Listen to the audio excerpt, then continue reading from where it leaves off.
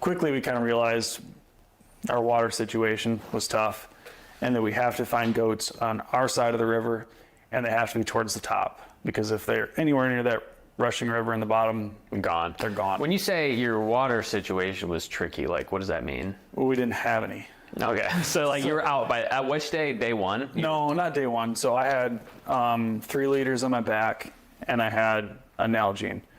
You couldn't use Jordan's Nalgene at that point. I could use Jordan's Nalgene at that point. Okay, because you didn't. Oh, that was the way out. Okay, yeah. We'll get into that. Yep. Yeah. So, sorry. I could feel the frustration. Yeah, anger. Yeah. No, we had water going in, and I felt like, I remember I was kind of reflecting about my sheep hunt where I had a full bladder going into my sheep hunt, and John, my guide's like, dude, dump that shit. You don't want to carry that much water up here. There's water everywhere. Yeah. And I kind of had that same feeling from like when they saw my bladder. I'm like, I'm going to take it. Yeah. And thank God I did. Holy cow. But we weren't out of water until day like 2.5, 3. But we're also like, our main food source is these freeze-dried meals that eat up a lot of water. They do. So we have some snacks and stuff too, which primarily became our only, I mean, I think I had 2 freeze-dried meals the whole time because we just didn't have the water for it. So I'm eating like Power bars, Snicker bars. And weenies. Korean hot dogs. Yeah. Because in the film, for people that watch. Always cooking one. Always eating a weenie. Somebody's asked me like, does Joe just love it? I'm like, yeah, he only brings those on hunts. Yeah. So they like give us a little lunch pack that had like 2 hard-boiled eggs, a sandwich, and this pack of Korean hot dogs, which probably should have been refrigerated. And they're like thinking, oh, they're going to send them with them. They're cold. They'll cook those on day one, have a nice lunch to get set up. Like, well, now this is our only food. You're surviving in this. So, which is a good thing for anybody to remember on these hunts. Cause like, you know, I'll do the same thing early on. I'll bring something kind of nice for like the first meal and don't really think about it. Like this could be sustenance for the next couple of days.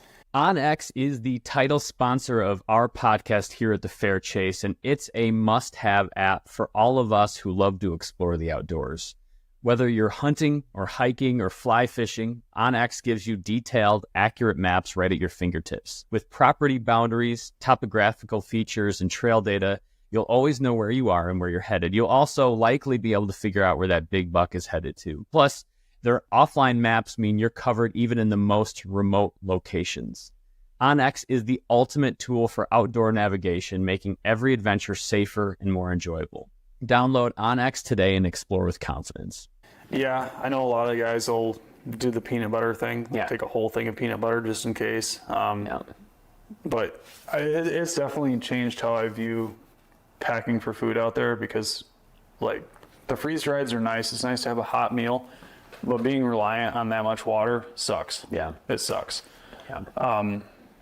So long story short, we did hunting, obviously, for the first 2 days, kind of sipping away at water, just eating snacks.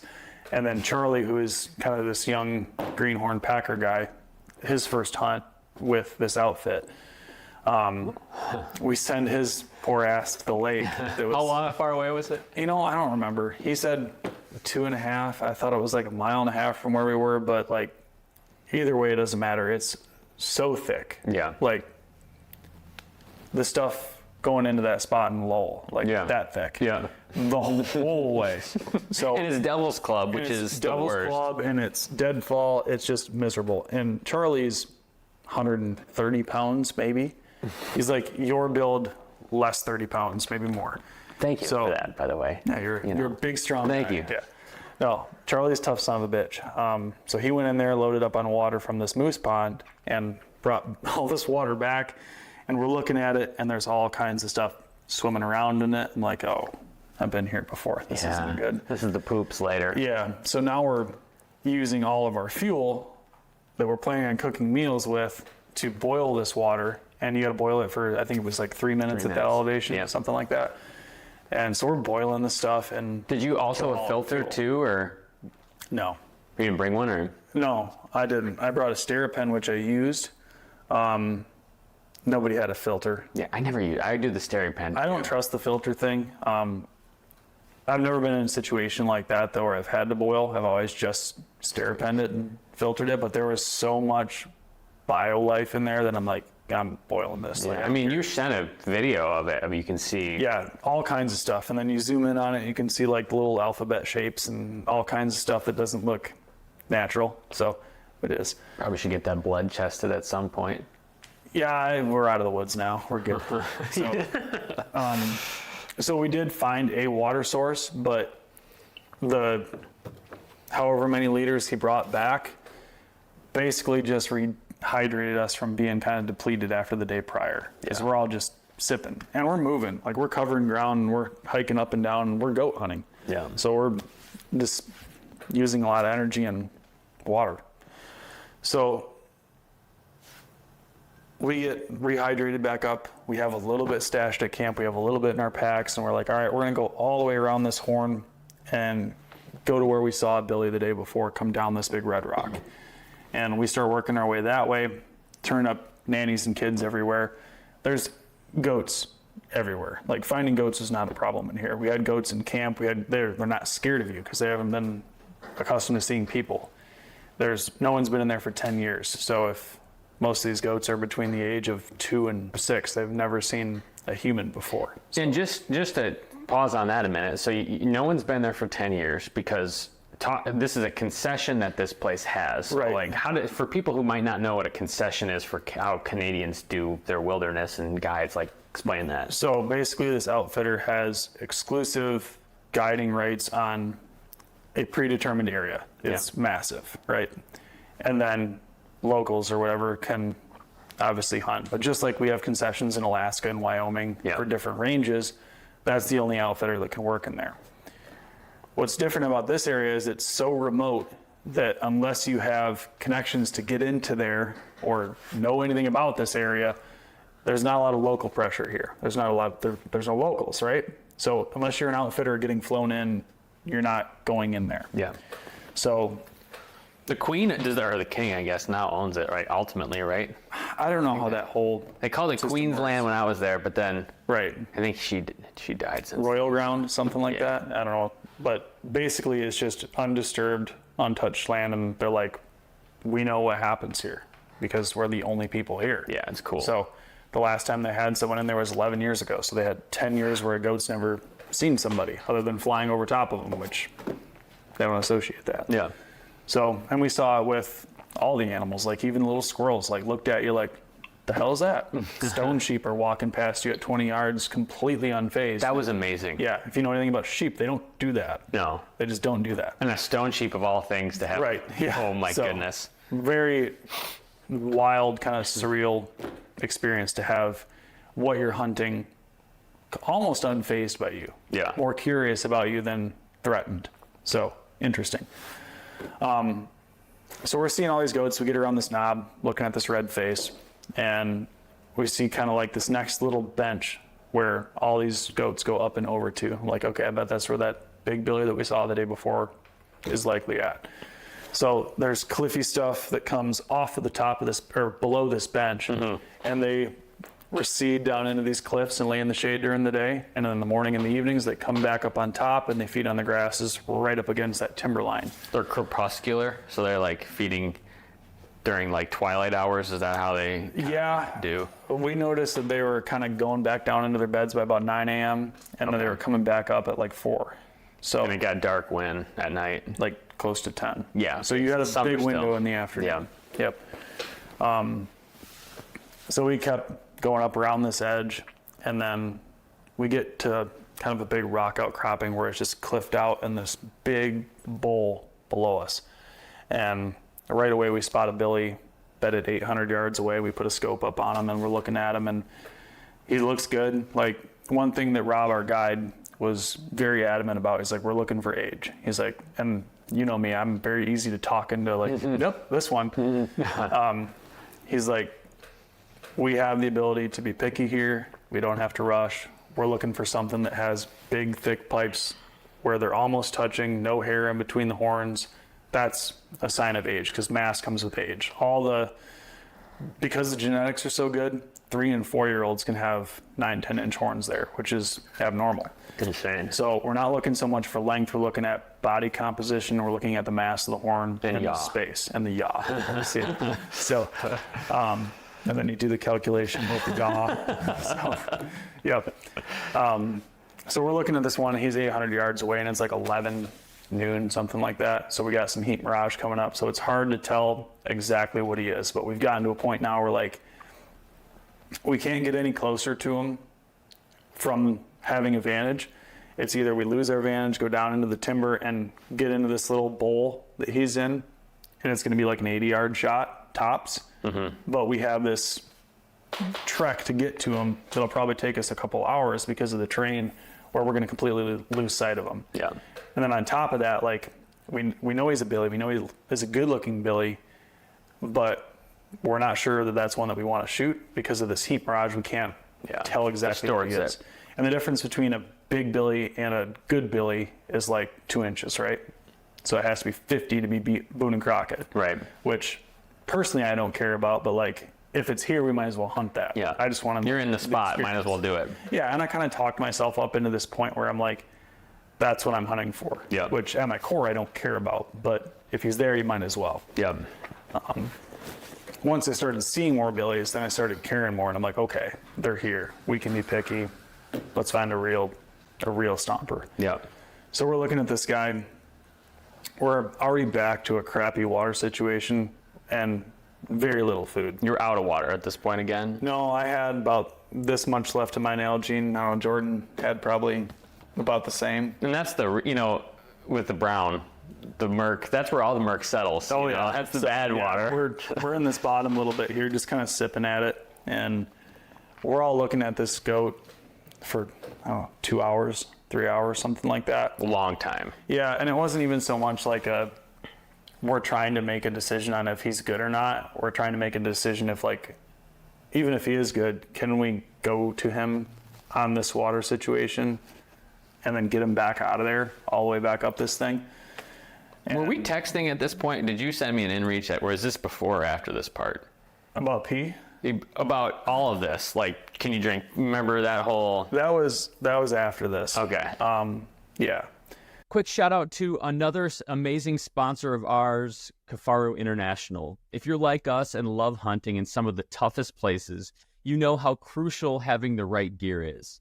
Kifaru makes some of the toughest, most reliable backpacks and tents out there, and it's all made right here in America. Whether you're hunting in the backcountry or headed to your favorite deer stand, Kifaru has you covered. Keep your eyes out this year, especially as they're launching a ton of amazing new products like the new Arc frame that just came out. So next time you gear up for an adventure, make sure to check out Kifaru International. So I'm starting to get like antsy, like I want to go after him. Yeah. So I go down this ridge a little bit where they're all still just kind of watching. I'm like, okay, I can shoot him from here, and he's 728 or something like that. That's a bomb with wind currents. Oh yeah. Like that, like probably not a great idea, but I'm trying to put something together where we don't have to commit to fully going down and losing them potentially. It's either going to be a bomb or right close. Yeah. As I'm kind of figuring all this out, Rob never leaves the spotter. He's just sitting there silent, looking at him. And I kind of go settle back in, and I'm just kind of sitting there thinking like, all right, what do we do? What do we do? What do we do? Kind of gauging everyone's energy on what they're thinking. And Jordan stands up to take a pee, not in his Nalgene, but just on the ground, like an animal. Like an animal. Yeah. You don't even contain your pee. And he's like, oh, let's go right here. And the knob that we're sitting on is a straight wall down, obviously, towards the river. And there's one little bench below that. And a big nanny comes up on the cliff and is just kind of looking at us at like 100 yards. Those alien-looking faces. Yeah, big nanny. The nannies are huge, like super long. And I kind of walk over and I'm taking a picture of this nanny. And I'm like, oh, that's pretty cool. Like we've been seeing them constantly. So I'm just enjoying it. Kind of put this goat aside for a second. And Charlie, who's sitting kind of behind us and a little bit to the right, he's got his AirPods in, just kind of listening to some music, chilling out, because we weren't making any like directive decision on what we're doing with this goat. And I look over at him and he's like doing one of these numbers with his eyes super wide. And I'm like, yeah, dude, we see it. It's right here. It's a nanny. He's like, no. Like, right below me. So I come back around by him and I peek over the edge and there's a giant goat. Just laying there. Right there, 60 yards. Straight, the whole time? Probably the whole time. I don't know if it was there the whole time. It was bedded. It's kind of sitting up on this little, like, this bench came down, straight down, flattened out, and then came back down. It was a straight 500-foot drop after that. And he's sitting right on the edge of that 500-foot drop. Oh, the picture of it is, it's like picturesque. It's Right. it's like perfectly like framed in, you know, it's like things around it. It's like laying right there. It's amazing. It was kind of this perfect little spot for them to get in some shade, but still have they always want an exit. They always want an emergency kind of pull out spot. So he was laying there, and then this nanny was out in front of him, kind of right on the edge of the cliff. So we saw the nanny, and Charlie saw the billy. So we're looking at it. I'm like, okay, that one is a no-brainer. I've seen 20 billies now, and got a decent idea of how to judge them. So without glass, I'm like, bases touching, stupid long. But the biggest thing that put him aside from everything else is he's 40% bigger than the next, really? like body size, 40% bigger than the next billy we saw. Just massive body. Yeah. I was blown away. Like, it looked like a white grizzly laying there. Yeah. I mean, So- you took a picture of you next to it, like laying next to it. And it's like, And then with his hide stretched out, he's here to the workout rack. They're like, their bodies are massive. They're not crazy like long, but because they're built like a 55-gallon drum. yeah. So you have as much width as you do length. They're just this big square animal. So I'm looking at him. I'm like, okay, we can anchor him right there, and we've got 60 yards to get to him, but it's straight down. We've got rope. I've never rappelled in my life, but I can. It's like saddle hunting. Yeah, you know? we have rope, but we don't have like a harness or like the little belay thing or whatever it's called, or carabiners. We have rope. So, like, tie off to a tree, tie off around your waist, and just Send Charlie down in there. But then, I mean, then you got to get it back up too. So, Rob goes around the little knoll that we saw the nanny on. And he's like, I'm gonna go look and see if he falls, if there's something to stop him, we can get him down there. So we go around the edge and we're looking. And he goes, okay, if he slides and he goes to the right, he's gone forever. But the way he's positioned, I think he's gonna go left. His escape corridor is left. So if he keeps his feet, he's gonna go left. If you shoot him and he doesn't have his feet, what I mean by that is, like, if you crunch him and enable his ability to walk, he'll fall to his left. No roll. Yeah. Right. But if you shoot him, even if it's fatally hit, and he keeps his feet and he wants to go right, you'll never get him. Like, he's going to the river. So we set up to shoot him there. And I'm kind of back and forth between, like, do I want to just punch him right through the shoulder and take out that front leg and obviously the vitals and the goodies with it?